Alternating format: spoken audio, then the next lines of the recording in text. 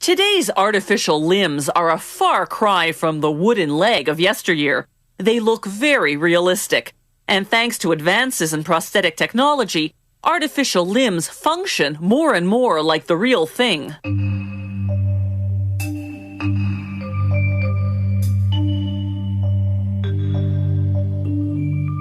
They start by measuring the amputee's stump, what doctors call the residual limb.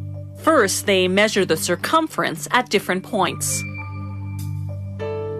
Then the diameter at different points. They protect and lubricate the residual limb by coating it in petroleum jelly. Then they immerse it in algin, a gelatin-like substance that comes from algae.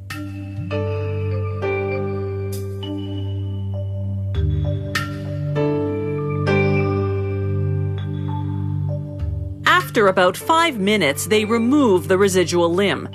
The algin has already begun to stiffen and maintain the limb's shape. A couple of hours later, it's stiff enough to be used as a negative mold. They pour in plaster of Paris, then insert a metal rod. The rod is what will later allow them to mount the dried plaster to work on it further. The plaster takes about an hour and a half to harden. They cut off the algin.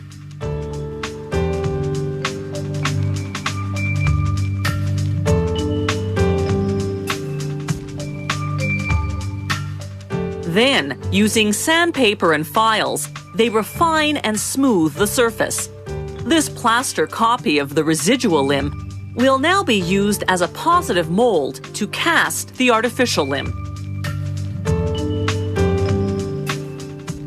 Often, they use a different technique to make the positive mold. They build a negative mold first using strips of plasterized cloth, much the same way they make a plaster cast when you break your leg. Then a scanner takes a detailed three-dimensional reading and programs it into a computer.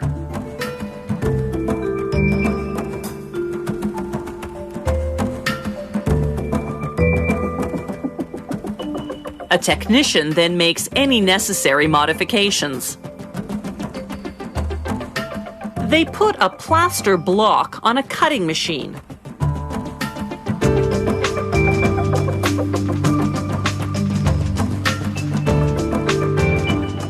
The computer guides the blade to carve out the positive mold.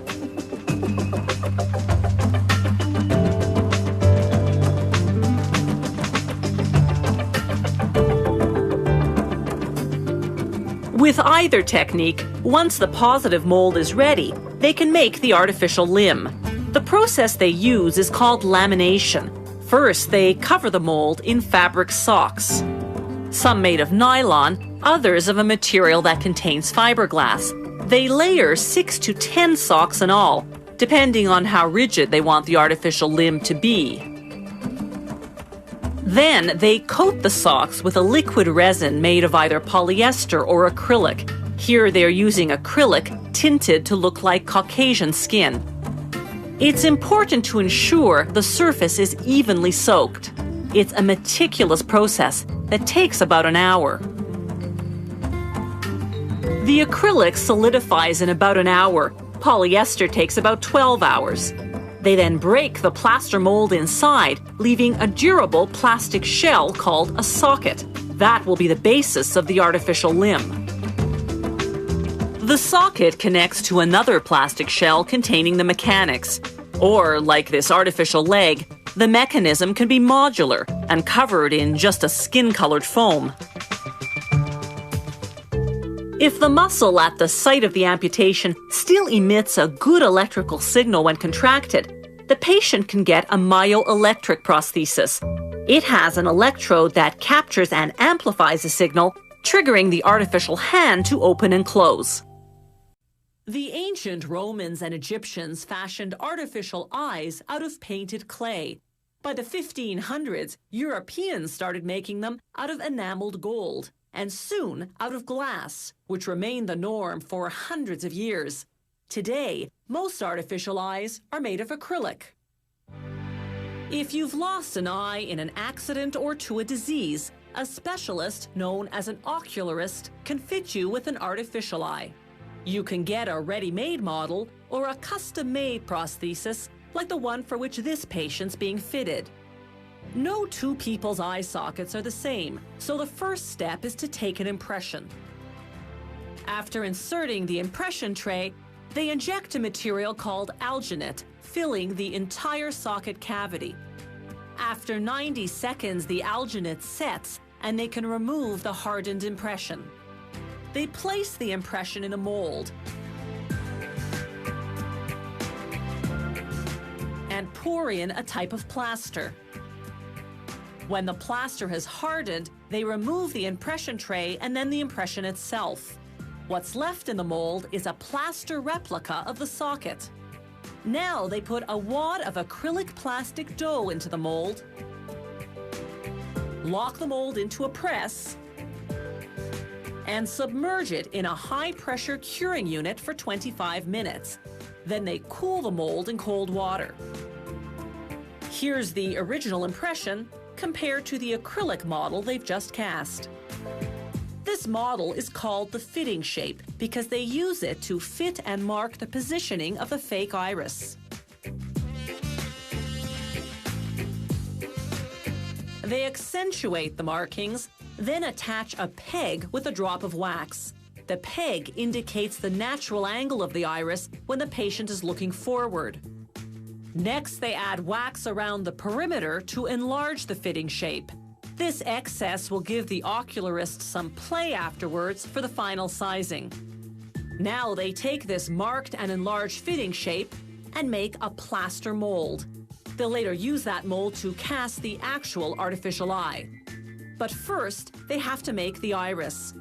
They take a curved black acrylic disc and paint it as realistically as possible with high-quality artist's oils. The patient has to be present so they can match the real eye. Next, they glue an acrylic cornea with an appropriate size pupil onto the painted iris. At this point, the artificial iris is 13 millimeters in diameter. If the patient's real iris is smaller, they trim down the replica to match. The iris then goes into the plaster mold, covered with white acrylic dough. After the same high-pressure curing process as before, out comes the artificial eye, covered with excess white acrylic. They trim off that excess and the peg, using a grinding tool and a cutter. This refines the shape and exposes the iris buried underneath. They smooth the surface against a grinding stone and verify the measurements. Then, using hard coloring pencils, they add finishing touches to the iris and draw blood vessels. They label the eye with the patient's initials, then apply an acrylic coating to seal the pencil marks.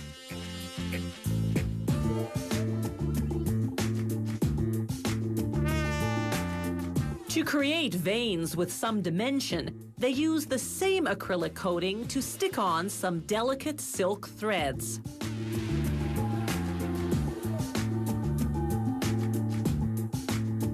Once they're satisfied the artificial eye is a perfect match, they seal the artwork with another acrylic coating. Once that cures, they polish the eye to a shine with a cotton wheel. The shapes and colors of artificial eyes are endless because patients' eye sockets and irises greatly vary, as do their scleras, the white of the eye. This artificial eye, or ocular prosthesis, is ready. The final step is to ensure that the fit is perfect.